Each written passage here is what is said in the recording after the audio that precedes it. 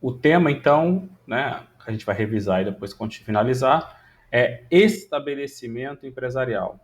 Antigamente chamado de estabelecimento comercial, né? O que é o estabelecimento empresarial? O que é o estabelecimento comercial? O empresário ou a sociedade empresária, para poder exercer uma atividade econômica, né, organizada, para poder exercer a empresa, ele precisa de bens, não é isso? Ele precisa de um complexo de bens, de um conjunto de bens para poder exercer a empresa. Então imagine, você vai montar uma loja aí na Lobo Júnior. Então você precisa, né, da mercadoria, você precisa do balcão, se você fizer entrega, você vai precisar de um carro, você vai precisar de um nome, você vai formar uma clientela, você vai ter o local, que a gente chama de ponto. Tudo isso são bens que compõem o seu estabelecimento empresarial, ok? Segundo o Código Civil, no artigo 1142, considera-se estabelecimento, né, todo complexo de bens organizados para o exercício da empresa, por empresário ou por sociedade empresária. Então, nos termos do Código, estabelecimento empresarial é o complexo de bens organizado. A doutrina fala que esses bens podem ser divididos, né, em bens materiais ou bens imateriais, também chamados de bens corpóreos e bens incorpóreos. Então, são as máquinas, são os equipamentos, né, as instalações. Hoje em dia, cada vez mais, as maiores empresas têm menor quantidade de bens corpóreos e mais bens imateriais. As empresas que valem mais são aquelas que têm bens imateriais, de difícil reprodução, como a Google, como o Facebook, né? Então, se você pensar que o Facebook, né, o Google, vale muito mais que uma mineradora, que uma petrolífera, que é uma empresa que tem muito bem material, porque tem máquinas, né, tem equipamentos, tem navios.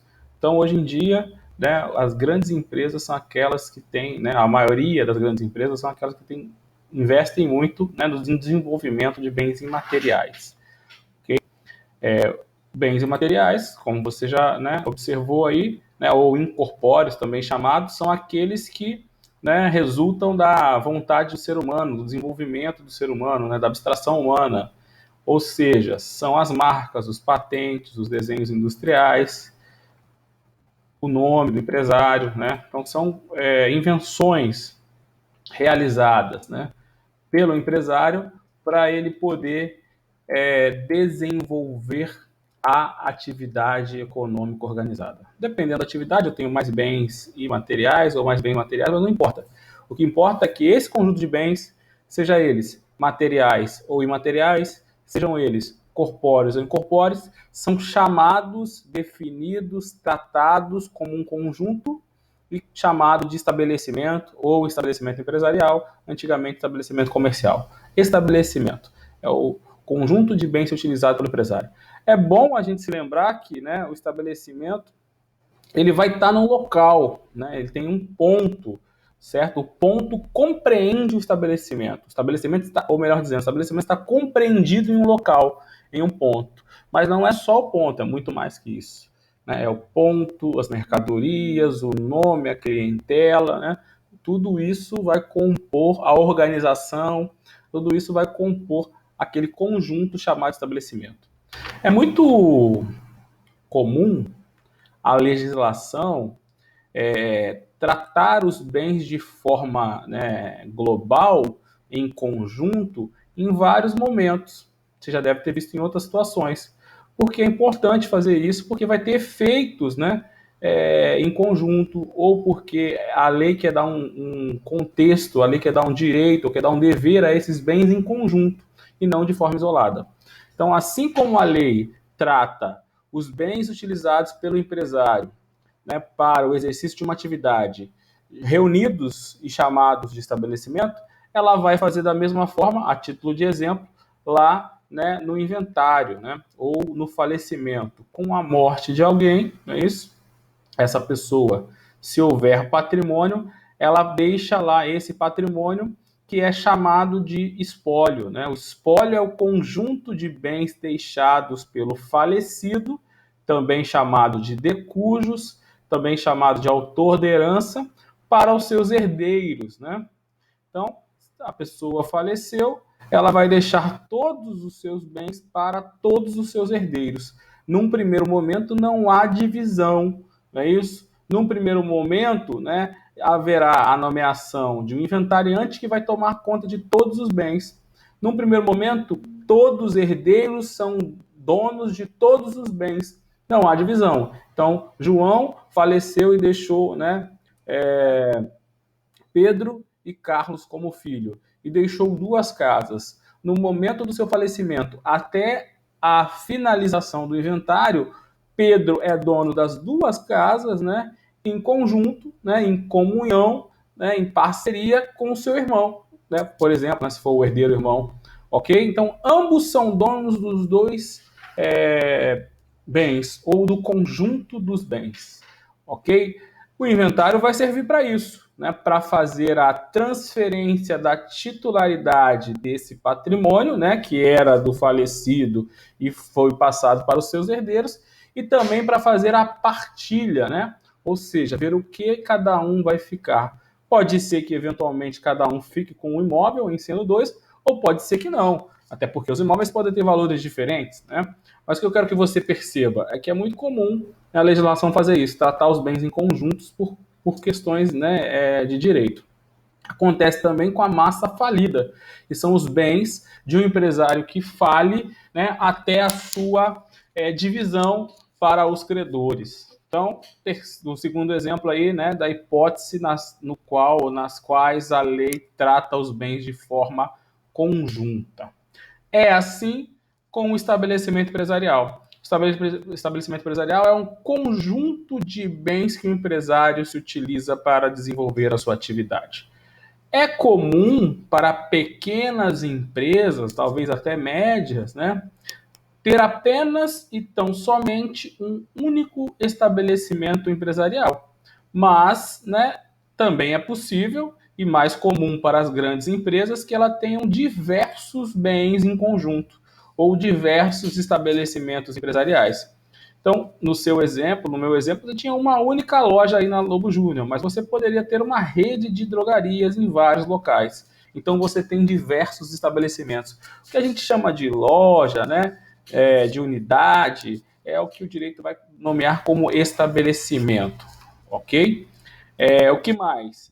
Os estabelecimentos, né, não só contêm, né, os bens de forma organizada pelo empresário, mas também essa organização é reconhecida pelo direito. Essa organização que o empresário dá para esses conjuntos de bens tem um nome. Essa organização é chamada de aviamento. Imagine, eu posso te dar os mesmos bens para você montar uma loja e você pode ter os, né? Vamos montar uma loja, tá bom? O que eu preciso? Um balcão, uma geladeira, sei lá o que, né? Uma mercadoria, tal coisa. E você tem as mesmas coisas organizadas. Qual vale mais, né? É óbvio que aquelas que já estão montadas, organizadas, né? De forma a gerar lucro, isso, né, é melhor, vale mais, né, também agrega no estabelecimento, certo? Então, a organização que o empresário dá a esses bens, ela também compõe o estabelecimento. É o chamado aviamento. O aviamento é a organização racional dos bens que compõem o estabelecimento, capaz de gerar resultados, inclusive, né? O melhor ou pior aviamento vai fazer com que aquele estabelecimento dê mais ou menos lucro. Então, isso é muito importante, né? O aviamento né, traduz a aptidão, né, de produzir lucro daquele estabelecimento a partir de vários fatores, né? A sua organização, os tipos de bem que foram selecionados, né? Então, essa aptidão aí também pode estar com esse termo aí em provas. Ele é um atributo do estabelecimento, o aviamento. Okay? O Código Civil, como a gente já viu, fala no 1142 que o estabelecimento é o complexo de bens organizados. Essa organização é o que eu estou chamando aí de aviamento, certo? O que mais que o código fala? Você é empresário, você quer fazer negócios, né, com seu estabelecimento, você quer negociar, você quer vender, né, também chamado de alienação, ou também chamado de contrato de trespasse com seu estabelecimento, você quer fazer isso? Você pode, né? Você pode fazer isso. Não é comum, né, no mundo prático, no dia a dia, que a pessoa que é empresária, que tem uma única loja, ela venda aquele estabelecimento e continue sendo empresário, né? Normalmente ela ou encerra a atividade ou transfere a empresa como um todo e não só o seu estabelecimento, né? Verifique, né? Perceba, o estabelecimento é um elemento da atividade, né? A atividade é o quê? O que o empresário faz, né? Exerce profissionalmente uma atividade econômica organizada, né? O exercício da atividade econômica organizada se dá no seu estabelecimento. Como é que eu vou vender o meu estabelecimento e ainda vou exercer a minha atividade econômica organizada? Não é comum, né? Eu até poderia vender um, ficar aguardando comprar outro, mas não é comum, mas é possível. É mais comum, né, para fins práticos, né, do dia a dia, você ver uma rede de lojas, não é isso? Uma rede de drogarias, uma rede de supermercados, se desfazer de parte, desfazer de uma ou de algumas dessas unidades. É possível fazer isso? Sim, a lei reconhece, a lei permite, a lei diz que eu posso, enquanto empresário, negociar, não é isso? Fazer negócios que criam direitos ou transformam os direitos no meu estabelecimento. Então, eu posso aliená-lo, eu posso arrendar, eu posso, né, instituir um usufruto. Lembrando que o usufruto é uma das formas de transferência, né, da posse para que outro possa usar. Então, a propriedade, né, ela é composta, né, de vários elementos. Eu sou o proprietário de uma coisa. Então significa dizer que eu posso usar, gozar, vender, buscar a coisa onde ela se encontra. Isso são características da propriedade. Eu posso transferir parte desse direito, né, ou um desses direitos, ou alguns desses direitos da propriedade para outrem. Eu posso instituir o que a gente chama de usufruto. Usufruto é o direito, né, conferido a outrem para se utilizar, né, gozar, usufruir de um bem por determinado período. Né? É muito comum você ver usufruto para quando a pessoa tem um imóvel, né? Aí ela doa o imóvel para o filho, por exemplo, né? Isso, o filho passa a ser o proprietário, só que ela grava naquele imóvel, né, um usufruto para si próprio.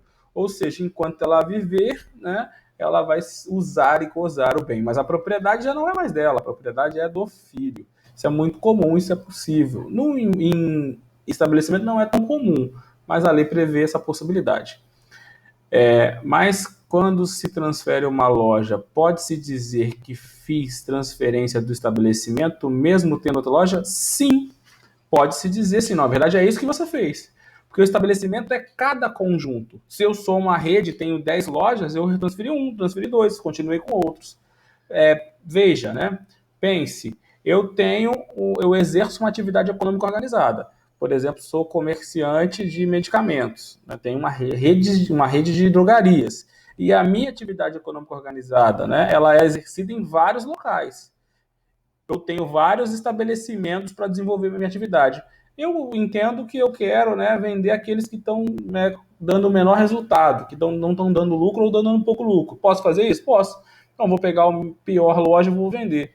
Vou continuar exercendo a minha atividade, só que não em 10, agora em 9. Consegue visualizar isso? Então, sim, quando eu transfiro uma unidade, eu estou transferindo um estabelecimento empresarial. Ok, Luana? O que a lei fala? Para que isso tenha eficácia em relação a terceiros, eu preciso levar esse documento, né, em registro, né, averbá-lo, é o termo que a lei usa, no Registro Público de Empresas Mercantis. Vamos devagar. Se eu tenho uma rede com 10 drogarias, vendi uma para você, vou continuar com 9. Entre nós, né? Esse negócio tem valor? Tem. Se você não me pagar, eu posso cobrar na justiça, executar lá a dívida? Posso. Então, entre a gente, né, o negócio tá ok. A lei não condiciona nada. O problema é que quando eu vendo esse estabelecimento para você, né, vai ter pessoas que vão sofrer com isso, né, que vão sofrer reflexo com isso. Os fornecedores desse estabelecimento, lá, os laboratórios que vendiam, as empresas que a gente vendia para pagar depois, né, os prestadores de serviço, o cara da internet, da televisão, da luz, né, a Light, ou seja, e aí, né, essas pessoas, né, elas vão sofrer com isso, elas podem opor a elas esse negócio. Eu posso falar, a partir de agora, cobra Light da Luana não mais minha? Essas são as discussões. Para que, em relação a terceiros, essa nossa negociação tenha valor, tenha efeito, a lei condiciona levar esse contrato, né, de alienação, usufruto ou arrendamento no órgão, né, responsável pelo registro da minha atividade. Não é isso? Então, toda vez que alguém resolve exercer a atividade econômica organizada, ou seja, ser empresário, ele precisa se registrar. Já vimos isso, né? Onde é o registro da atividade empresarial? No registro público de empresas mercantis. Quem toma conta do registro público de empresas mercantis? A junta comercial. Então, quando eu comecei a fazer a atividade, não é isso? Eu fiz um contrato social, ou um requerimento de empresário, ou um estatuto social, conforme o caso, e dei entrada lá na junta comercial. Olha que interessante. Se eu abrir uma loja só e depois abrir uma segunda, abrir uma terceira, abrir uma quarta, abrir uma quinta, até chegar na 10, toda nova loja eu tenho que fazer uma alteração de estatuto ou estatuto não precisa, que é só registrar a ata, né? Mas eu tenho que fazer um registro da ata que faz essa nova ata, né, essa abertura de nova loja. Vou ter que fazer, né, o registro da alteração do contrato social, incluindo uma filial, ou vou ter que fazer a alteração do requerimento empresário individual para incluir essa nova loja. Ou seja, aquela loja que eu vendi para você está no meu contrato social, está lá na junta comercial registrada, certo? Então, quando eu vendo para você, eu preciso comunicar, eu preciso formalizar, eu preciso averbar aquele contrato lá. Por quê? Para que todo mundo saiba, né? Já falei isso também, quando você se registra, né, na junta comercial, isso, além de ficar arquivado e qualquer pessoa tem acesso e, portanto, é público, né, tem publicidade, também é publicado em diário oficial, ok? Então, as pessoas formalmente passam a ter conhecimento. Se as pessoas formalmente passam a ter conhecimento, elas passam a estar sujeitas a essa nossa negociação. Como diz a lei, né, elas passam a produzir efeitos em relação a essas pessoas, tá? Então, muito importante o 144, que diz que o contrato que tenha por objeto alienação, usufruto ou arrendamento só produzirá efeitos quanto a terceiros, né, em relação a terceiros, depois de averbado à margem da inscrição do empresário ou da sociedade empresária no registro público de empresas mercantis e publicado em imprensa oficial. Ali está bem técnico, mas é simples, é só pegar aquele contrato, levar para junto para registrar e publicar, e todo mundo está ciente e a gente, né, eles passam a cumprir. Então, se eu vendi para você a Verbei, né, e se você não pagou a luz, a Light vai ter que cobrar de você. Ela não pode cobrar de mim. Eu vou dizer, ó, tá aqui, ó, tá arrendado, tá vendido, né? É ela que tá usando. Inclusive, eu fiz o que a lei mandou, né? Informei lá, registrei lá para que todo mundo soubesse, inclusive você. Então, você tem que cobrar dela, ok? Esse é o objetivo, né? O requisito, a necessidade de cumprir isso para que essa transação tenha valor perante a terceiro, ou como diz a lei, que é o que cai em prova, tenha eficácia, ok? Já vimos isso, né? Se tiver alguma dúvida aí, você pergunta e vou seguindo aqui aos poucos. Vou pegar uma aguinha aqui. Próximo artigo é o 1145. Vou colocar aí para você. Quando eu alienei o estabelecimento para você, né, eu estou alterando a minha situação patrimonial, certo? Porque o que responde pelas dívidas no Brasil, né, ou melhor, na sociedade moderna, é o patrimônio das pessoas. Ninguém responde mais por dívidas com a liberdade, né, com a vida. Antigamente a pessoa não pagava, virava escravo, né, ou morria. Graças a Deus a gente evoluiu, né, dignidade da pessoa humana, apesar de ter gente que não gostar, né, dignidade da pessoa humana. Então, se você deve, né, para alguém, exceto se for alimento, como você sabe muito bem, né, essa dívida só o que vai responder pela essa dívida é o seu patrimônio. A mesma coisa quando você empreende, quando você monta um negócio, quando você monta uma empresa. As dívidas da empresa, as dívidas do negócio, as dívidas do empresário individual ou da sociedade empresária são garantidas, né, pelo patrimônio desse empresário ou dessa sociedade. São os bens que respondem pelo pagamento da dívida. Então a lei vai se preocupar, né? Pô, peraí, eu estou dizendo que você pode vender o estabelecimento, ok, mas e as dívidas, né? Você não pode simplesmente vender, né? Ficar insolvente, né? Ficar sem patrimônio e fica por isso mesmo. Seria uma fraude, né? A credores, a lei estaria, né? Estaria permitindo você vender, mas estaria também, consequentemente, prejudicando os credores. Para isso não acontecer, a lei também cria algumas regras, né? Como é que você pode, então, transferir, que eu já autorizei, sem, né, prejudicar os credores, ok? Então, a lei vai se preocupar como que se faz uma transferência de um estabelecimento empresarial sem prejudicar os credores. Se eu não tiver dívidas, eu tenho uma rede com 10 lojas, não devo nada para ninguém, ok? Posso vender uma loja? Posso. A lei vai se preocupar com isso? Não. Não há credores, não há que se falar em preocupação, então eu vendo, não tenho que fazer nada. Eu vendo, mas eu tenho uma rede com 10 lojas que vale R$ 1 milhão. Eu vendi uma loja de 100 mil e eu devo 100 mil. A lei se preocupa com isso? Não. Por quê? Porque a venda não me torna insolvente, né? Meu patrimônio que permanece ainda é suficiente para honrar com todas as minhas dívidas, então eu posso vender, ok, sem problema nenhum.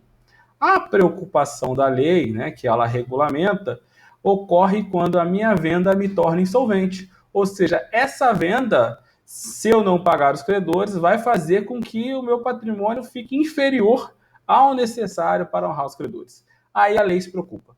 Então, se eu vender o estabelecimento e o valor dessa venda, né, me tornar insolvente, ou seja, fazer com que o meu ativo fique menor que o meu passivo, aí eu tenho de fazer duas coisas para essa venda ter valor. Ou pagar, ok? Se eu vender e vou lá e pagar o credor não pode reclamar. A lei considera essa venda o quê? Ok, válida, né? Porque o credor ele tem direito a receber. A proteção que se dá ao credor é uma proteção para que ele, né, não fique sem receber. Ele não tem direito de preferência, por exemplo, não tem que vender para ele. Não é isso, né? Se dá uma proteção de receber. Então, se esse empresário vender e se tornar insolvente, mas pagar, a venda é válida, ou seja, é eficaz. Esse termo é importante, né? Você já viu que o legislador, né, usou novamente. Agora, se eu, né, não pagar, mas conseguir a autorização dele, essa venda tem valor? Também tem. Se vai conseguir, eu acho pouco provável, né? Então, eu estou vendendo meu estabelecimento, né, ou alguns, e vou ficar insolvente. Aí eu vou falar para ele, você concorda, né? Ele vai falar assim, não, né? Depois você vai vender e depois eu vou pegar o dinheiro aonde, né? Aí tu gastou o dinheiro todo e eu vou ficar chupando o dedo? Não, né? Até que ele pode até concordar na venda e eu dou um outro bem para ele em garantia. Aí é outra história, né? A prática não nos interessa mais, não nos interessa. O que interessa é a lei, né? O que a lei diz. Então a lei diz, consegue uma autorização dele. Essa autorização pode ser expressa, né? Deles, na verdade, de todos, né? Expressa, autorização expressa, ele vai lá e vai concordar, ou pode ser uma autorização o quê? Tácita. Eu mando uma cartinha, ele concorda formalmente. Ou eu mando uma cartinha, ele fica inerte por 30 dias. Aí presume-se uma autorização tácita. E se ele não concordar, o que acontece? Se mesmo assim eu vender, ele vai poder requerer em juízo, né, a declaração da ineficácia daquela venda. Portanto, em relação àquela venda não tem valor, e como eu não paguei a dívida que eu tinha, ele vai poder pedir a penhora daquele estabelecimento para ser objeto de leilão, obviamente, e pagamento da dívida que eu tinha com ele, ok? Então, muito importante isso também. Artigo 1145. Se há o alienante é quem vende, não é isso? Não restarem bens suficientes para solver pagar o seu passivo, a eficácia da alienação do estabelecimento depende do pagamento de todos os credores ou do consentimento destes, de modo expresso ou tácito, em 30 dias a partir da notificação. Isso também vale para quando você transfere a empresa para terceiros, ou isso é só com estabelecimento? Não, isso é só para estabelecimento. Para a empresa é outra regra, e o prazo é 2 anos. Isso é só para estabelecimento, porque eu continuo sendo empresário, ok? Só que eu vou transferir um estabelecimento e vou me tornar insolvente. Essa é só para estabelecimento, é uma regra específica, Luana. Mas também para a empresa pode ser considerado uma fraude, pode ser que tenha a declaração da nulidade. Aí tem que ver o caso concreto. Mas essa regra é específica para estabelecimento, que é parte da empresa, né? No meu exemplo, que tenho vários estabelecimentos. Tem gente que só tem um estabelecimento, então é quase a empresa toda. Lembrando que a empresa não é estabelecimento, a empresa é atividade desenvolvida dentro do estabelecimento, ou dos estabelecimentos. Então, a empresa é uma coisa, o estabelecimento é uma coisa que está dentro, né? Pode ser que a empresa quase se confunda com o estabelecimento, no sentido de que a empresa só tem aquele estabelecimento, ou pode ser que não. Eu tenho vários estabelecimentos, a minha empresa é tudo isso, né? Ok? Foi? Dúvidas? Dívidas? 1146. Vamos avançar, porque acho que isso aqui a gente já falou. Se tiver dúvidas, pode perguntar aí. A preocupação agora, né, tudo sobre o estabelecimento. Quais os reflexos, né, de uma possível venda do estabelecimento? A preocupação agora, né, é em relação a um débito específico. Então, eu vendi o estabelecimento para você e quando da venda desse estabelecimento havia dívidas. E aí, quem vai honrar com essas dívidas? Uma coisa é o credor querer declarar ineficaz essa venda porque ele não concordou. Isso é outra coisa. E penhorar o estabelecimento. Outra coisa ele quis só cobrar. Ele quer cobrar e vai cobrar de quem? E depois ele pode, nessa cobrança, inclusive, declarar ineficácia do estabelecimento. Que são coisas diferentes. Vai cobrar de quem? Né? De quem comprou ou de quem vendeu? Então, Medina vendeu o estabelecimento para a Luana. E era uma farmácia, uma das unidades da farmácia. O laboratório Roche era credor.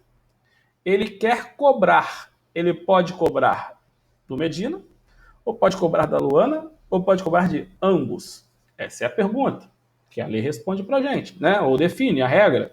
A lei diz assim: quem responde, né, pela dívida?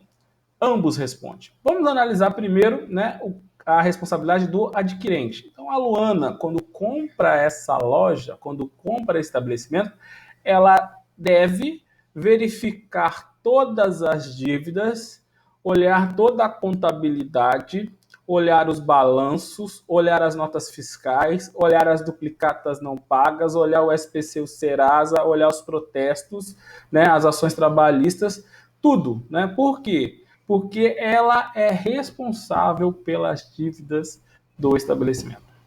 Todas as dívidas que tiver, vírgula, devidamente contabilizadas. É claro, se eu vendia lá, né, se eu comprei na drogaria, de uma papelaria que tinha do lado, sacolinhas, né? Agora nem pode mais, né? Sacolinhas para embalar os medicamentos. E comprei no fiado, né? Comprei sem contabilidade, comprei sem nota fiscal, sem duplicata. E depois esse cara da papelaria vai cobrar a Luana e vai falar assim, ó, não sei, olhei aqui, ó, comprei o negócio, olhei, não reconheço essa dívida. Não reconheço essa dívida. Ela não tem obrigação de pagar. Não significa dizer que o cara vai ficar no prejuízo. Ele pode entrar com uma ação contra mim, com base no enriquecimento sem causa, provar com testemunha. É outra discussão, né? Ninguém é obrigado, a lei não prevê esse tipo de coisa, né? Não admite esse tipo de coisa, que alguém vai ficar no prejuízo. Ele pode me cobrar, né? Uma população de conhecimento, levar testemunha, essa é outra discussão. Mas verifique, né? É uma exceção. Regra geral, todos os débitos que o estabelecimento tem passam a ser do adquirente, passam a ser da Luana. Então, diz o artigo 1146, o adquirente de estabelecimento responde pelo pagamento dos débitos anteriores à transferência, desde que devidamente contabilizados, regularmente contabilizados. Fácil, né? Outra parte, né, do artigo refere-se à minha responsabilidade, de quem vendeu, não é isso? Do alienante, ou como diz a lei, do devedor primitivo, porque eu era o devedor primitivo da dívida que está sendo cobrada, né? Eu era o devedor primitivo. A adquirente, a Luana, é o devedor atual. Eu sou o devedor primitivo, eu era o primeiro devedor, ok? E eu, primeiro devedor, eu respondo pelas dívidas? Eu, devedor primitivo, eu respondo pelas dívidas? A resposta também é sim, ok? Olha só, né? Então, a alienação faz com que ambos respondam pela dívida. Quando duas ou mais pessoas respondem pela uma dívida, né? Eu preciso dizer se essa responsabilidade é solidária ou se é subsidiária. Não é isso? Estou com uma dúvida. Pode falar. Pode falar, Luana. Oi, professor. Vamos lá, que eu não estou conseguindo entender. Quando você faz estabelecimento, eu penso na coisa física. Por exemplo, alguém vendeu uma loja da Pacheco. Correto. Só que não é só a coisa física. Imagine, vamos lá, na teoria possível. Imagine que naquela loja eu tenha, além da coisa física, o balcão, né, as mercadorias, eu tenho um produto que eu só venda lá, com uma marca específica. Né? Numa loja não é fácil você ver isso, mas às vezes uma rede de supermercado, Grupo Pão de Açúcar. Grupo Pão de Açúcar tem a marca Extra, tem a marca Sendas, tem a marca não sei o que, é tudo dele. Aí ele resolve vender a marca Extra. Aí quando eu vendo a marca Extra, eu vou vender aqueles estabelecimentos que tem aquela marca. Se tiver só um estabelecimento com a marca Extra, não é comum isso acontecer, mas imagina que tiver só um. Então eu não estou vendendo tudo que é físico e também tudo que é não físico, ou, né, como por exemplo o nome daquele estabelecimento. Ah, entendi. É porque quando eu penso em uma loja de um lugar, aí eu não consigo entender a dívida daquilo. Porque é a dívida da empresa, né? Não daquele estabelecimento. Cada estabelecimento tem um número de CNPJ. É? Sabe eu não sabia. Sabe aquele 0001 que tem no estabelecimento? Sabe, você já viu, né? Todo CNPJ. O 1000 ao contrário. O 1000 ao contrário. O 1000 ao contrário é um estabelecimento sede. Normalmente, a maioria das empresas só tem um, portanto é 1000 ao contrário. Mas uma empresa que tenha 10 lojas vai ser 001, 002, 003, 004, 005. Cada número daquela parte do CNPJ é uma unidade. E, portanto, a dívida é da unidade, não é do todo. Pode até ser, Luana, que no meu negócio que eu fiz lá, né, com o meu fornecedor, eu me responsabilizei com tudo. Mas, a princípio, a dívida é da unidade. Dá para individualizar. Agora entendi. Então tá. Obrigada, professor. Nada. Foi? Voltamos, né? Então, estávamos dizendo que havia uma responsabilidade, né, de mais de uma pessoa, né, ou de mais de pessoa, pode ser pessoa física ou jurídica, né? De mais de uma pessoa para com a dívida daquele estabelecimento. Quando há mais de uma pessoa, né, significa dizer que eu vou ter que ter um tipo de responsabilidade, ou seja, eu tenho que dizer se a responsabilidade é solidária ou subsidiária, ok? Significa, né, que o grau de responsabilidade, não sei se o termo é esse melhor, mas o grau de responsabilidade é diferente. A responsabilidade solidária, né, ela é mais forte. A responsabilidade solidária, né, o credor pode cobrar a totalidade da dívida de todos os devedores, né? Então, na responsabilidade solidária, o credor pode reclamar a totalidade da dívida de qualquer um dos indivíduos que forem solidariamente responsáveis. Estou anotando aí para você. É justamente esse tipo de solidariedade. Então, neste caso, a responsabilidade é solidária. Significa dizer que o laboratório pode cobrar de mim, né? Aí pode ser, aí eu não disse, né? Se eu era empresário individual ou se eu era uma PJ ou era uma Eireli, não importa. Pode cobrar de mim, pode cobrar da Luana. Seja ela PJ, seja ela Eireli, pessoa individual, não importa. Empresário individual pode cobrar de um, pode cobrar de outro, certo? Ou pode cobrar dos dois. Ele escolhe de quem ele vai cobrar, né? Ele pode cobrar de todos a integralidade da dívida. Diferente é a responsabilidade subsidiária. Na responsabilidade subsidiária, eu tenho um devedor principal e tenho devedores o quê? Subsidiários, secundários. Desculpa, pessoal. Fica tranquilo que não é Covid, não. Alergia, uma poeira que sei lá, que é, não sei. Na responsabilidade subsidiária, você tem um devedor principal, você tem um devedor subsidiário, secundário. Então, se fosse subsidiário, não é o caso, né? Ia ter que cobrar de um, e se esse um não pagasse, cobraria do outro, certo? É o que acontece com a fiança. Regra geral, a fiança lá do direito civil, né, o contrato de fiança, segundo o código, a responsabilidade é subsidiária. Ou seja, primeiro eu cobro do afiançado, depois eu cobro do fiador. Eu posso, né, transformar uma responsabilidade subsidiária em solidária? Posso. É o que muitos contratos de locação fazem, né? Tem uma cláusula lá, não sei se você já viu, dizendo que o fiador, naquele caso, responde de forma solidária. Inclusive, normalmente também está assim, né? Que ele abre mão do benefício de ordem, né? O benefício de ordem é esse fiador poder indicar bens do afiançado para que responda pela dívida antes de cobrar os dele, certo? Diz o Código Civil, quem é do direito estudou isso, né? Em Direito Civil 2, eu acho, que a solidariedade não se presume, decorre da lei ou das vontades das partes. Aí, né, no 1145 está expressamente a lei dizendo que a responsabilidade do devedor primitivo, né, já tinha um devedor, eu sou o segundo, ela é o quê? Solidária. O credor pode cobrar de ambos, né, a integralidade da dívida.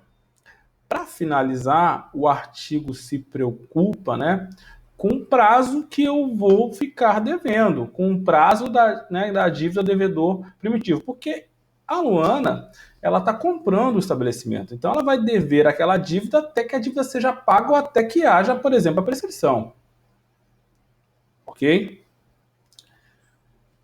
Agora, eu estou saindo do estabelecimento, então não é razoável que eu fique no estabelecimento devendo, vinculado por 10 anos, por 5 anos, ou até que a dívida seja paga, ou até que haja prescrição. Não é razoável? Então a lei me coloca um prazo, né, para mim que eu seja responsável. É aquela história, né, que você já deve ter ouvido falar, como é que é aquele jargão jurídico, né? O direito não socorre quem dorme. Se o credor quer cobrar de mim, ele precisa cobrar logo, cobrar em determinado tempo, sob pena de perder o direito. Se ele dormir com o crédito, ele vai perder o crédito. O direito não socorrerá, não é isso? Já ouviu falar sobre isso? O direito não socorre quem dorme. Então ele tem que me cobrar em até 1 ano. Aí a lei vai no detalhe, né? Tá bom, mas 1 ano a contar de quando? Porque pode ser que a dívida já tenha vencido, ou pode ser que a dívida tenha que vencer ainda. Então ela vai, né? O artigo vai. Quando tem no seu nome, alguém achou? Fala aí. É o seguinte, eu tenho capital aí, eu tenho capital de 100 mil. Capitão, alguma coisa aí na parada aí. Alô? Foi. Então, pessoal, para finalizar, o artigo ele vai no detalhe. Qual é o detalhe? Como é que eu conto esse 1 ano? Porque eu posso ter 2 tipos de dívidas, aquelas vencidas ou a vencer. Imagine que eu negociei com a Luana hoje, averbei hoje, publicou hoje.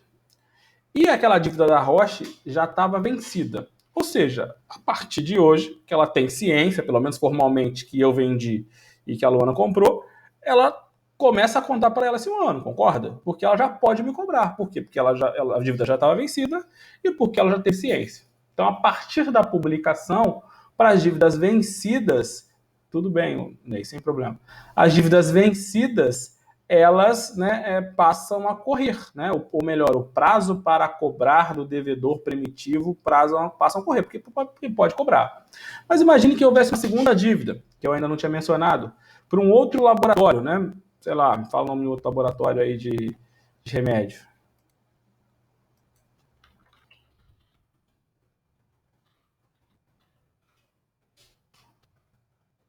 Você tem criança, você tem, cara. Eurofarma, pronto. Bayer, obrigado, né? Imagina que eu devesse também para a Bayer, não é isso? Só que a Bayer, a dívida ainda é vencer daqui a 60 dias. Pergunto para você, a Bayer poderia me cobrar? Não, a dívida sequer venceu. Pergunto para você, é razoável começar a cobrar 1 ano, né? Começar a contar 1 ano do prazo para a Bayer me cobrar, sendo que ela não pode me cobrar? Óbvio que não, né? Não há que se falar em contagem de prazo, ela não pode me cobrar. Ou seja, para o caso da Bayer, esse 1 ano vai começar a correr a partir do vencimento da dívida, e não pagamento, obviamente. Venceu, a Luana não pagou, ela pode cobrar da Luana e de mim, certo? Por quê? Porque a lei me responsabiliza de forma solitária. Quanto tempo ela tem que fazer isso? Também 1 ano, tá? Então, o finalzinho aqui, né, explica essa contagem de 1 ano, como é que vai ser, porque pode ser que tenha dívidas vencidas ou a vencer. Né, para fazer com que os credores tenham o mesmo tratamento. Se não fosse assim, se todo mundo contasse do mesmo período, eu ia ter credores com 1 ano e tinha credores com menos tempo. Poderia até chegar num absurdo de ter uma dívida que ia pagar daqui a 2 anos e quando a dívida vencesse, se não pudesse cobrar mais, já passou 1 ano. Então, não teria sentido nenhum.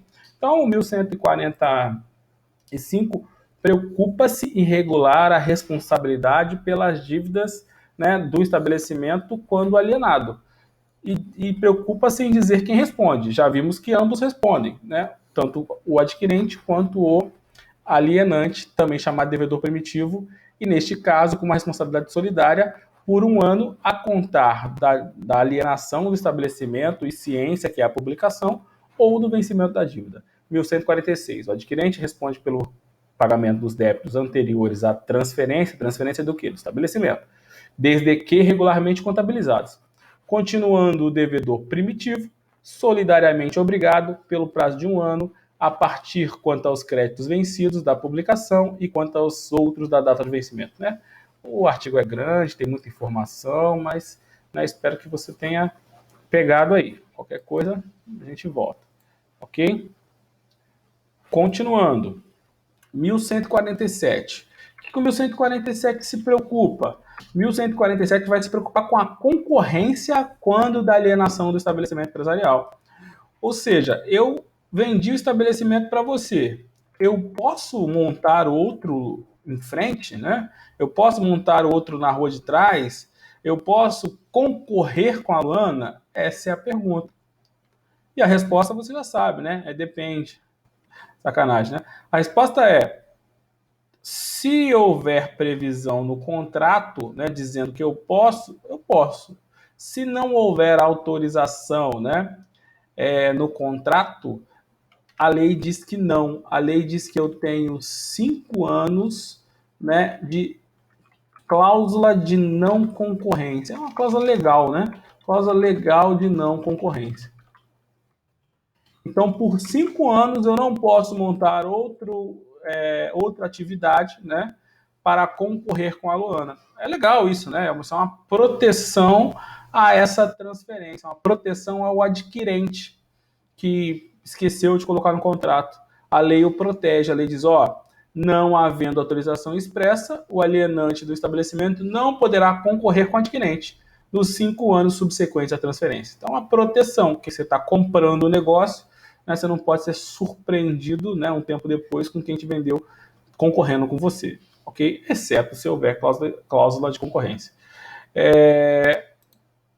O parágrafo único, na verdade, fala a mesma coisa, só não traz o prazo de 5 anos, porque nesses negócios, normalmente, os negócios são por prazo. Então, quando eu faço um arrendamento, né, o arrendamento é entre aspas, é como se fosse a locação do negócio, né? Locação é um termo usado para imóvel, né? Ou móvel, né? Eu não uso isso quando eu arrendo, quando eu transfiro um negócio para ser tocado por outrem, eu chamo de arrendamento. Então, quando eu arrendo o negócio, normalmente esse arrendamento é por prazo. Quando eu instituo um usufruto, normalmente é por prazo, né? Então, se eu, ao invés de vender, tivesse arrendado para a Luana, o negócio é meu, só que ela vai tocar o negócio e vai me pagar uma quantia. Um valor fixo, um percentual do lucro, não importa, ok? Ou se eu tivesse, né, transferido o usufruto, né? Eu não cobrei nada ou cobrei um valor só único e ela vai ficar cuidando, usufruindo do negócio. Pô, posso. Né? Nesse caso, eu vou poder concorrer com ela? Também não. Qual o prazo? O prazo do contrato. Prazo do contrato de arrendamento ou prazo do contrato de usufruto. Certo? A lei não traz prazo porque esse negócio ele é por prazo. Diferente da alienação que não dispõe prazo. Transferiu, ponto. Aí por isso que vem o prazo. Tá? Você acha bem tranquilo, também é importante também que ela tente em prova. Já estamos avançando, né? E vamos quase acabando aí estabelecimento empresarial. O que vai se preocupar o 1148? Vai se preocupar assim, tá, e aí? Imagine que naquela unidade lá, naquela farmácia que eu vendi para a Luana, houvessem contratos, né, lá com a unidade. Então, a farmácia vendia medicamentos para uma OS, né, tá na moda, né, para uma OS para pagar por mês, para uma UPA, para uma empresa, né, empresa grande, tem lá necessidade de alguns medicamentos, né, e aí a gente vendia para pagar por faturado. E aí? Aqueles contratos, né, aqueles negócios, ou então a prestadora de serviço, empresa lá de vigilância, né, aqueles contratos vinculados ao negócio, são transferidos ou não? Essa é a pergunta. A lei diz que, em regra, sim. Exceto salvo disposição contrária, os contratos, né, são transferidos.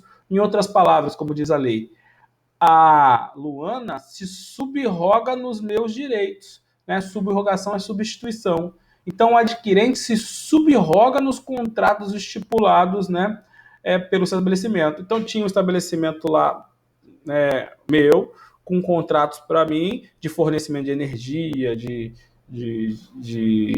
internet, de vigilância, eu vendendo para outros, ela vai entrar no meu lugar, ela vai se subrogar no meu lugar, ela passa a fazer parte desses contratos, né, salvo se tiver estipulação contrária. Nem sempre isso vai dar para fazer. Imagina que, ao invés de farmácia, o negócio que eu estivesse vendendo fosse uma produtora de eventos. Imagine que o dono da produtora do evento fosse um artista famoso. Escolha aí quem você quiser. Então, essa produtora vende shows com a presença do artista. Quando eu vendo a produtora para alguém, a pessoa que comprou vai poder, né, se subrogar nos direitos do artista? Não, né, porque é uma coisa pessoal. Então ela vai ter a produtora, ela vai poder continuar fazendo show com outros artistas, que a produtora fazia shows com o artista que era dono e com outros artistas terceiros. Quando eu transfiro a produtora, os outros com terceiros, continuam valendo? Continuam. E com o artista, né, que era dono, que é pessoal, transfere? Óbvio que não, né? A lei fala de caráter pessoal, não tem como transferir, ok? Então, 1148, salvo disposição contrária, a transferência importa em subrogação, substituição do adquirente nos contratos estipulados para a exploração do estabelecimento, se não tiverem caráter pessoal. Podendo, né, os terceiros rescindir a contar da publicação da transferência, se ocorrer justa causa, ressalvada, neste caso, a responsabilidade do alienante. Então, imagine, né, alguém que tenha contratado comigo e que não entende que, né, não cabe, houve uma justa causa ali. Por exemplo, ela não vai ter o artista que era uma coisa pessoal. Essa pessoa pode rescindir? Pode. Quem vai responder? Eu. Então, a lei assegura ainda a minha responsabilidade, caso o terceiro entenda que houve um prejuízo, uma justa causa e que queira rescindir, admite a rescisão. Tá? Então, a preocupação do 1148 é com os contratos. Né? Em resumo, os contratos, né, são subrogados, ou ainda o adquirente entra, né, no lugar do vendedor do negócio dos contratos que existiam. Aqui, tudo bem? Dúvidas?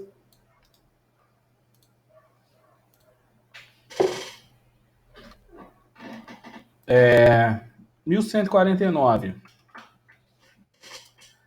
A cessão dos créditos referentes ao estabelecimento transferido produzirá efeito em relação aos respectivos devedores, desde o momento da publicação da transferência, mas o devedor ficará exonerado se de boa-fé pagar o cedente. Aqui a preocupação do legislador, né, está em relação aos créditos. Uma coisa é o contrato, outra coisa é o crédito. Então eu vendi o estabelecimento para a Luana, e aquele estabelecimento tinha créditos a receber. Não vendia lá para a UPA lá para pagar depois, não vendia lá para a empresa para pagar depois, né? No meu exemplo da farmácia, né, para o posto de gasolina, essas pessoas tinham que pagar. A dúvida é, né, vai pagar para quem? Para mim ou para Luana, né, para o novo adquirente? Salvo disposição em contrato, a cessão do estabelecimento excede os créditos. Ou seja, o 1159, a cessão dos créditos referentes ao estabelecimento poderá efeito em relação a terceiros. Então, se no meu negócio eu disse que transferi os créditos todos, né, os terceiros têm que cumprir. Os terceiros terão esse efeito, surtirão efeito em relação a terceiros. Ou seja, a empresa lá que me comprava para pagar depois, o posto de gasolina, vai ter que pagar para Luana, certo? Por quê? Porque eu cedi os meus créditos para ela e eles estão sujeitos a essa cessão de crédito. A partir de quando? A partir da publicação da transferência lá no Diário Oficial, como a gente já falou. Aqui um detalhe, né? Cuidado. Regra geral, né? Outro jargão aí jurídico, né? Quem paga mal, paga 2 vezes, não é isso?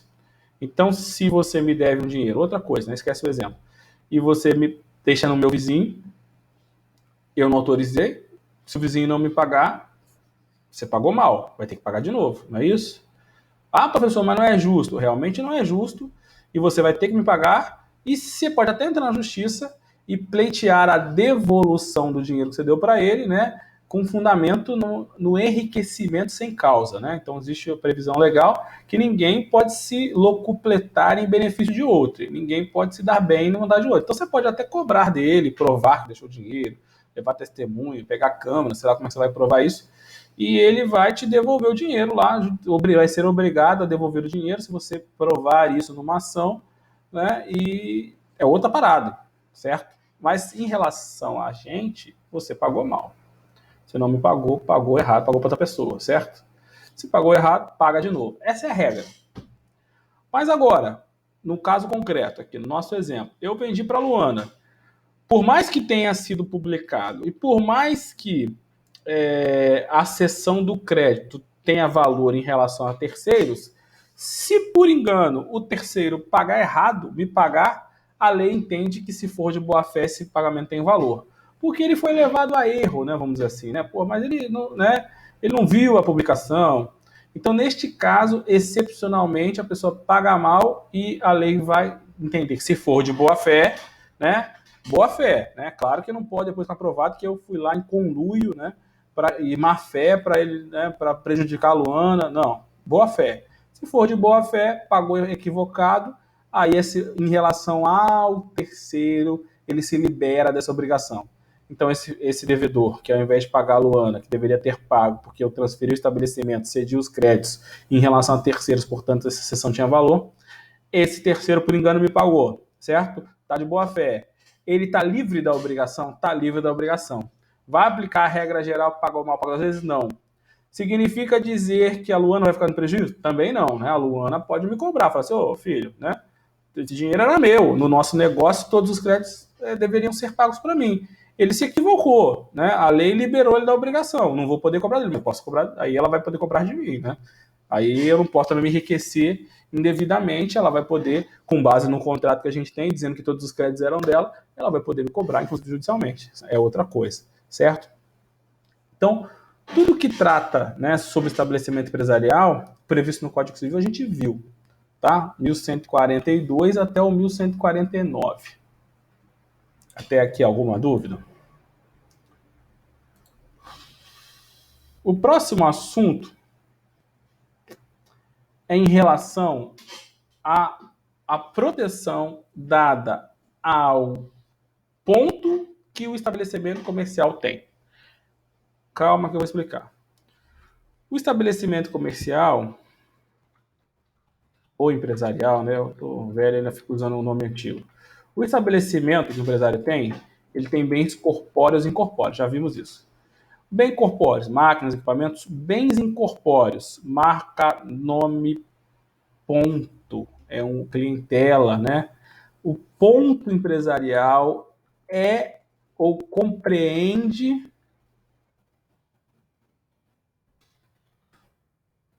os bens, né? Compreende ou está compreendido entre os bens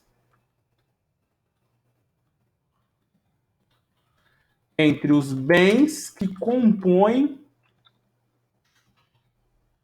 o estabelecimento empresarial.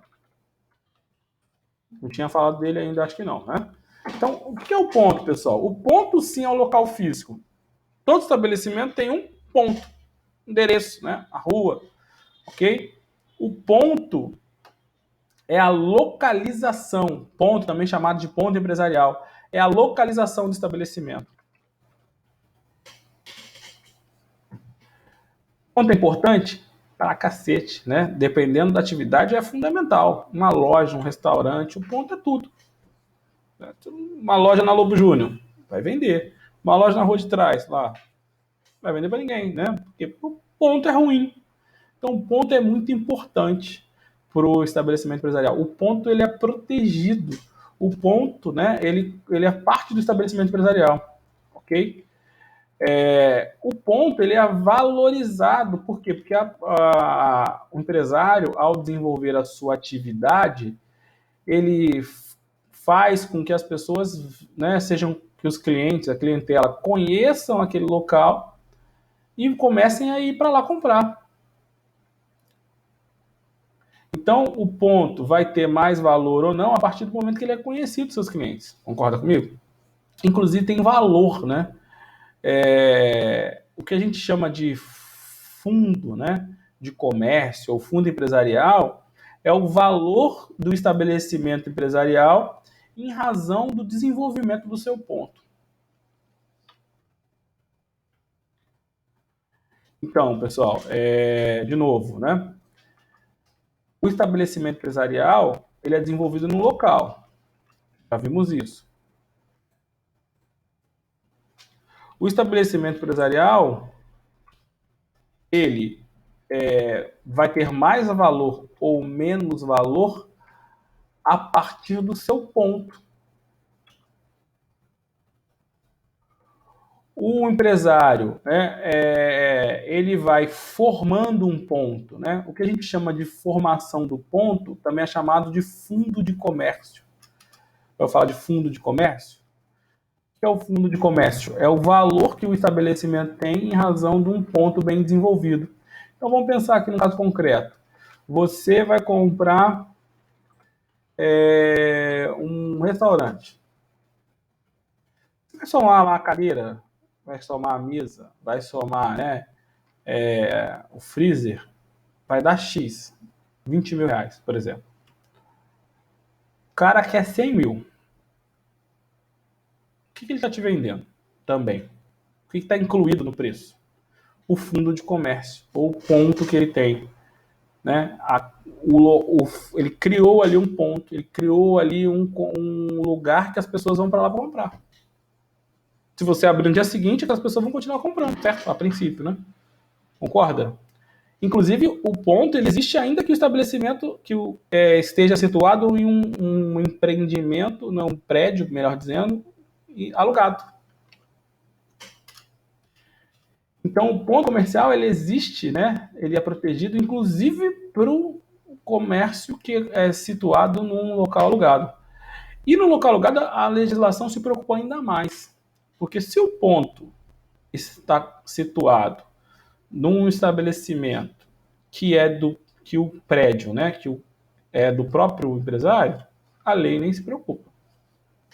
O problema né, ou acontece quando o empresário desenvolve um ponto, né, desenvolve um estabelecimento em um ponto situado num prédio alugado.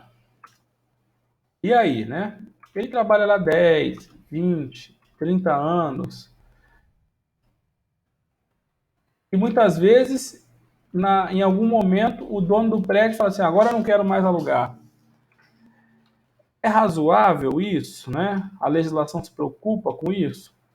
A legislação se preocupa com isso. Ele fala assim: peraí, não é razoável, né? O cara está lá há 20 anos, há 30 anos, há tantos anos. Como é que eu faço para proteger esse empresário que cria empregos, que paga tributos, né? Que está lá naquele local por muitos anos e agora o dono do estabelecimento, né, resolveu não alugar mais? Existe uma proteção para esse empresário. Existe uma proteção para o empresário que desenvolve o seu ponto, desenvolve o fundo de comércio, né? Mas num prédio alugado e aí o dono não quer mais alugar. Existe a chamada ação renovatória.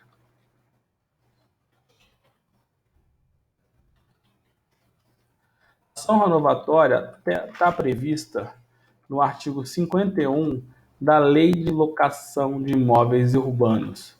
Para quem não conhece, é a Lei 8245 de 91.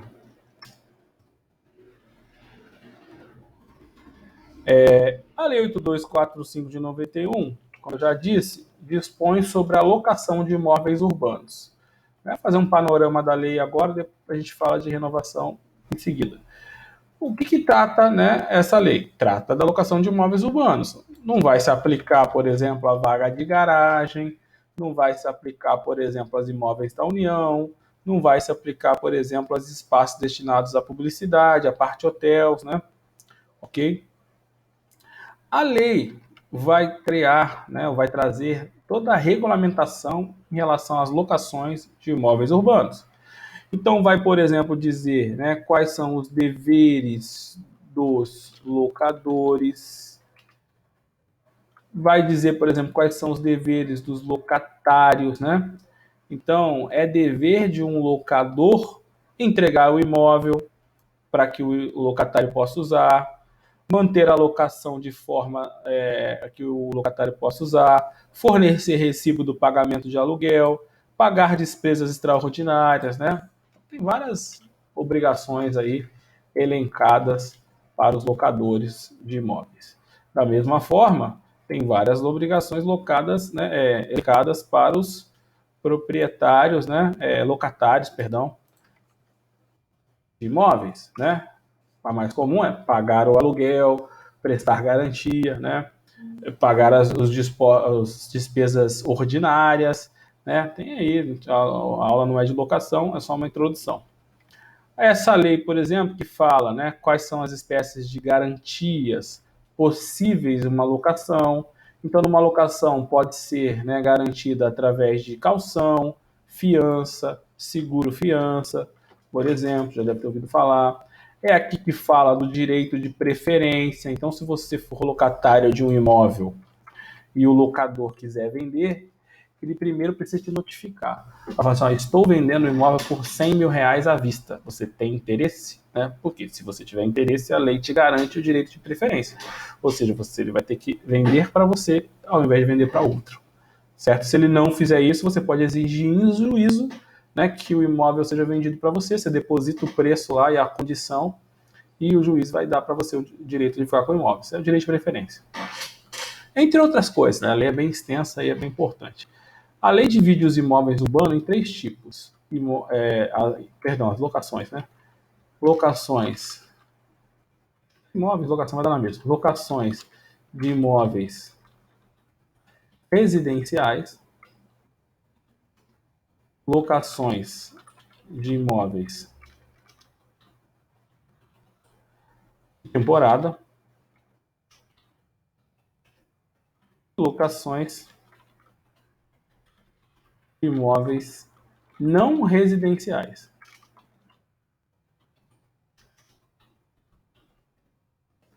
Também chamados de comerciais, atualmente de empresariais.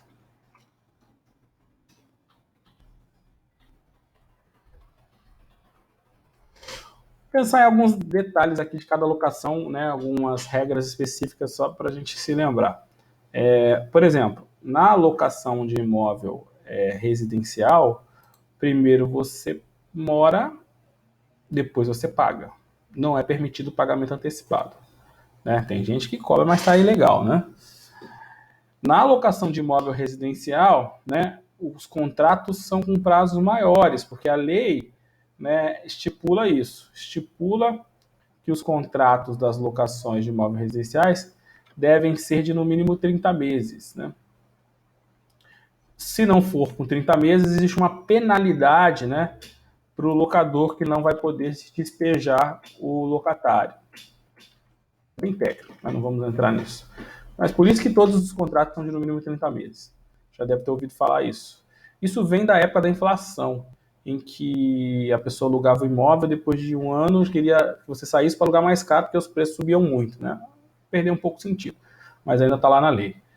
Já na alocação de temporada, primeiro você paga, depois você mora, a lei permite isso. Na alocação de temporada, né, existem regras também lá específicas. O que nos interessa? Locação não residencial. Então você é empresário, você tem um ou alguns estabelecimentos que são desenvolvidos, né, que a sua empresa é exercida em um imóvel alugado.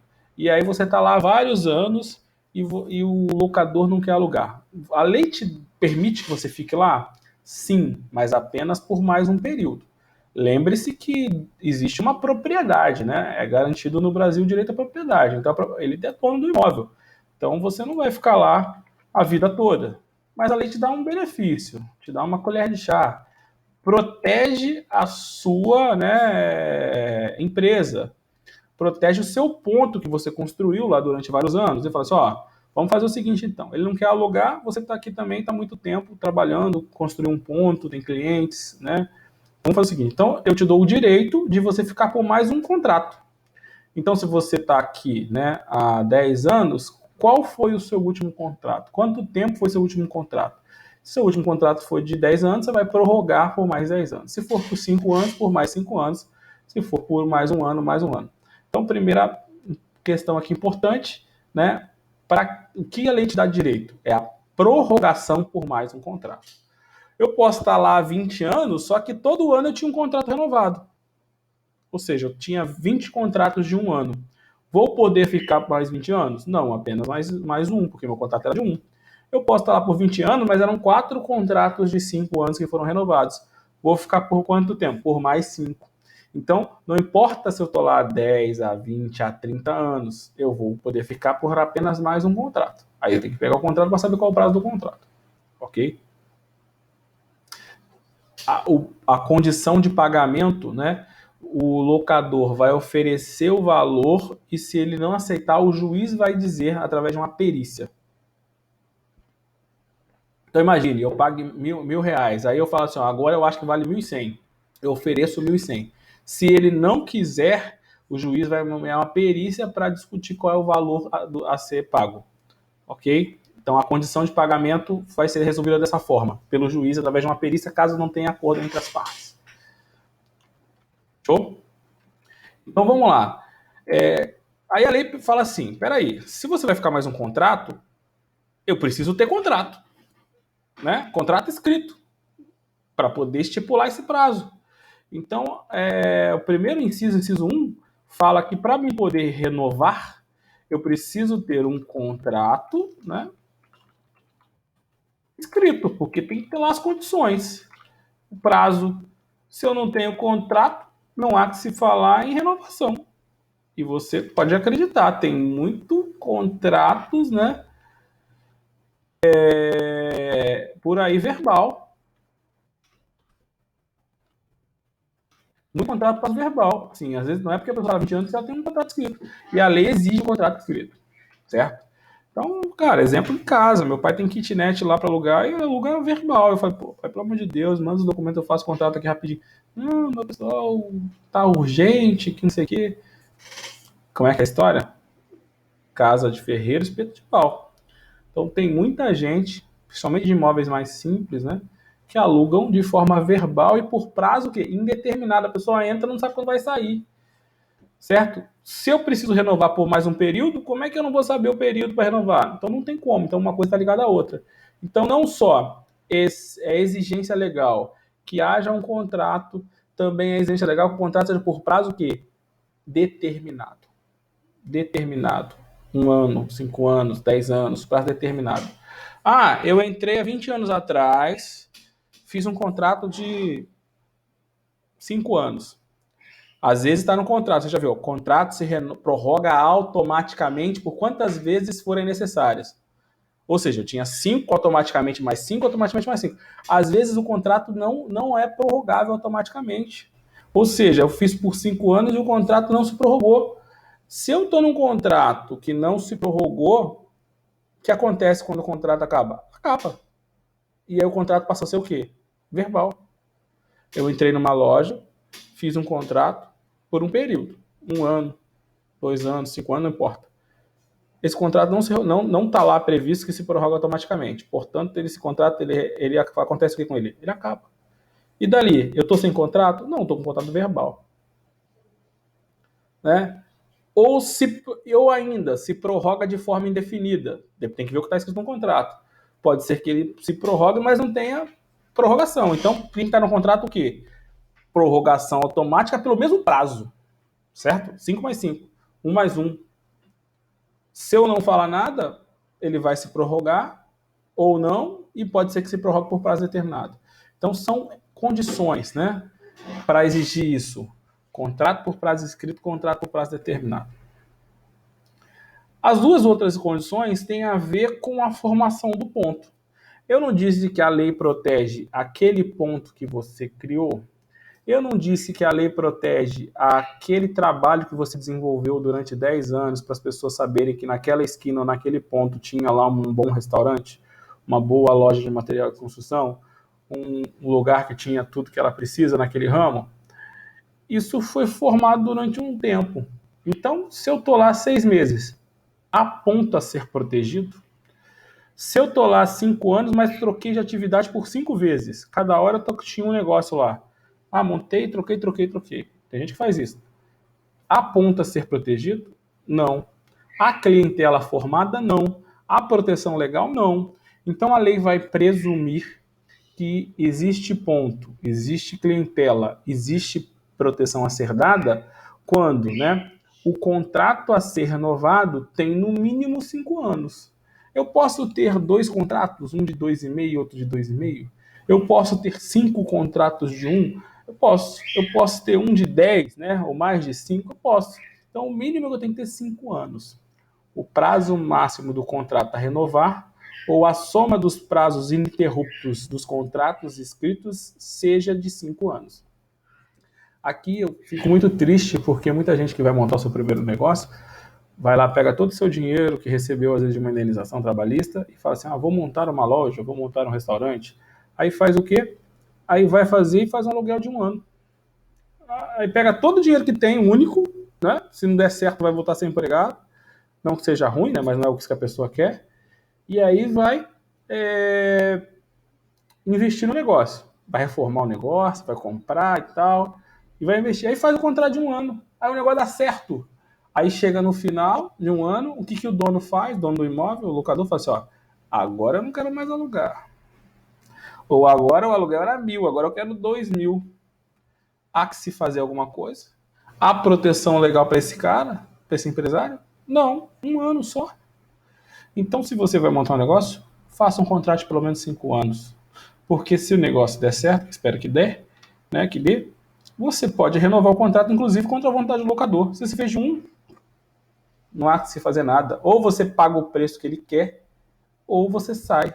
E não existe cláusula de não concorrência com o dono de imóvel, né? Uma coisa é eu vender e a pessoa não concorrer. Outra coisa é eu trabalhei 1 ano, montei uma clientela, todo mundo sabe que ali não tinha nada, agora sabe que tem um restaurante, e eu não renovei o contrato, tive que sair. No dia seguinte, o dono do imóvel pode alugar para outro? Pode, que vai montar um restaurante no mesmo lugar. No dia seguinte, o dono do imóvel pode montar ele mesmo um restaurante lá? Pode. Então ele pode, ao invés de, né, alugar por 1.000, agora eu quero 3.000 para você sair e ele montar um lá? Pode.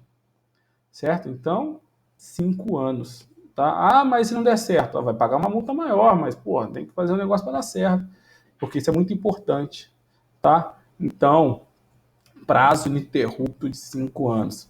Ah, tô lá há 20 anos, mas meu contrato era verbal ou era indeterminado.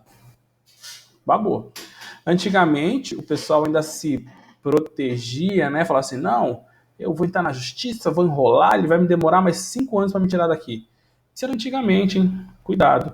Hoje a justiça ainda é lenta, como a gente sabe, ainda demora para tirar alguém de um imóvel, é verdade, mas existe formas de tirar mais rápido. Teve uma recente alteração na lei de locações que se o locador depositar 3 meses de aluguel, o juiz dá a liminar para tu sair logo. Ou seja, pode ser que ele te tire em 20 dias, em um mês, certo? Então acabou esse negócio, né? Então tem que tomar cuidado. Infelizmente, no Brasil, a maioria dos empresários, pequenos empresários, não tem orientação, não tem conhecimento, né? Não tem dinheiro, começa assim, né? É empregado, aí junta um dinheirinho, aí monta. E aí aprende ralando, né? Aprende nos problemas do dia a dia, aprende sofrendo, como esse exemplo aí. Então, qualquer negócio que... meu negócio é uma sala comercial. Muda muito, né? Ah, vou dar a sala 225, um cara não quer me alugar, eu vou mudar para 228.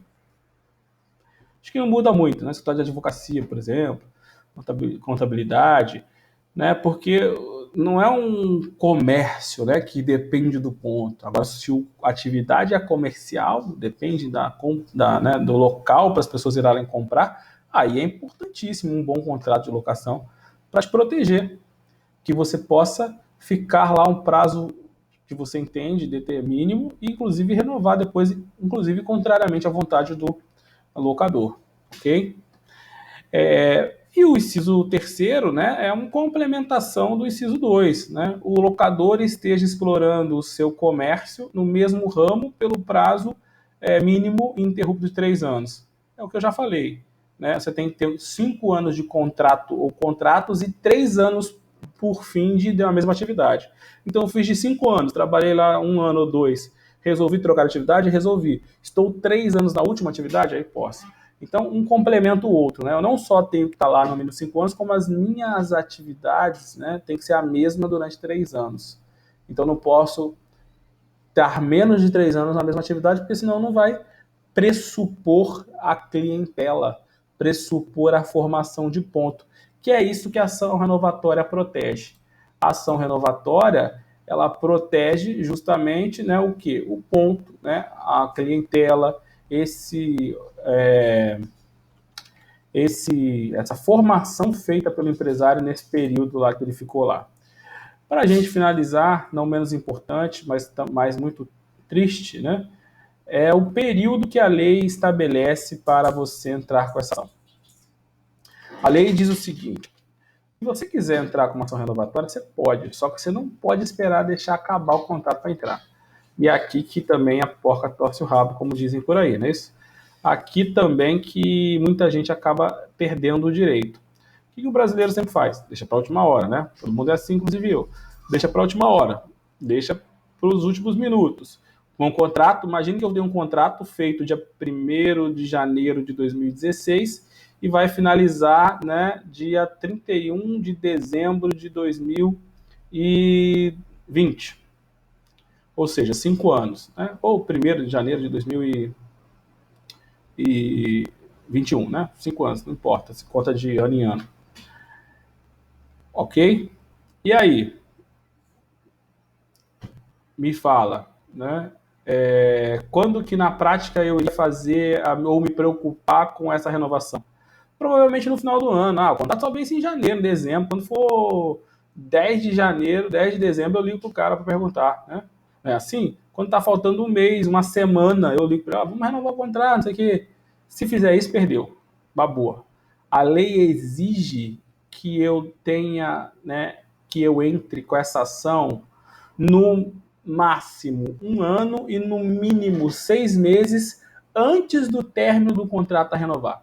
Então, se o meu contrato acaba lá dia 31 ou dia 1º, né, de dezembro, eu tenho que, 31 de dezembro ou 1º de janeiro de 2021, eu tenho que entrar com essa ação entre 1 ano, 1º de janeiro, e 30/6 desse mês.